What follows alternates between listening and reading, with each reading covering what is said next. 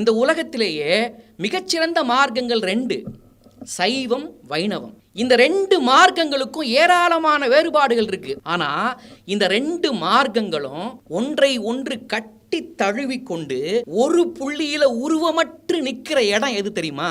புருஷ சூத்திரம்ங்கிறான். என்ன இடம் இது? இந்த உலகத்துல ஒரு ஆம்பளையும் கிடையாதுடா. இந்த உலகத்துல பிறந்த எல்லாருமே பெண்கள் தான். கடவுள் மட்டும்தான் ஆண் அப்படிங்கிறது தான் புருஷ சூத்திரம். இவ்வளவு தெரிஞ்சிருந்தோம் இதுல ஆன்மீக ஈடுபாடு யாருக்கு அதிகம், பெண்களுக்கா ஆண்களுக்கான்னு ஒரு தலைப்புல ஆன்மீக பட்டிமன்றம் நடக்குதுன்னு நினைக்கும் போது எனக்கு ரொம்ப கஷ்டமா இருக்கு. இருந்தாலும் உங்களுக்கு மதிப்பு கொடுத்து, தமிழுக்கு மதிப்பு கொடுத்து நான் ஒரு 5 நிமிஷம் பேசுறேங்க. ஐயா வந்துட்டீங்க, பேசிட்டு போயிருங்க. இந்த உலகத்தில் இருக்கக்கூடிய எல்லா செயல்பாடுகளுக்கும் ஆன்மீக ஈடுபாட்டோடு எல்லா விஷயங்களும் செய்யறவங்க யாருன்னா எல்லாருமே பெண்கள் தாங்க. ஆழ்வார்கள்ல எத்தனை பெண் ஆழ்வார்கள் இருக்கிறாங்க? ஆண் ஆழ்வார்களுடைய எண்ணிக்கை தானே அதிகம். அப்போ ஆன்மீக ஈடுபாடு அவங்களுக்கு தானே அதிகம்னாங்க. நாயன்மார்கள் லிஸ்ட் அவுட் பண்ணாங்க.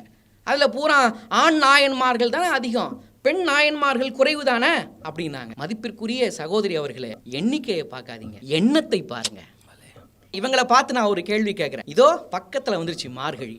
மார்கழி மாதம் முழுதும் சாதாரண பொதுமக்கள்ல இருந்து பக்தியில் திளைக்கிற பெரியவங்க வரைக்கும் யாருடைய பாசுரத்தை பாடிட்டு இருக்காங்க? யாருடைய பாசுரத்தை பாடிட்டு இருக்கிறாங்க? ஆண்டாள் எழுதிய பாசுரம் உலகமெங்கும் பாடப்படுது மார்கழி முழுவதும். சொன்னாங்களே நிறைய நாங்கள் ஆழ்வார்கள் இருக்கிறோம் அப்படின்னு.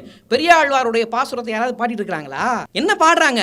மார்கழி திங்கள் மதி நிறைந்த நன்னாளாய் நீராட போதுவீர் போதுமினோ நேரிழையீர். இதைத்தான் பாடுறாங்க. இன்னைக்கு வாழ்க்கையில ஒரு தடவையாவது ஆண்டாள் நாச்சியாருடைய திருமஞ்சனத்தை பார்க்கணும்னு சொல்றான்.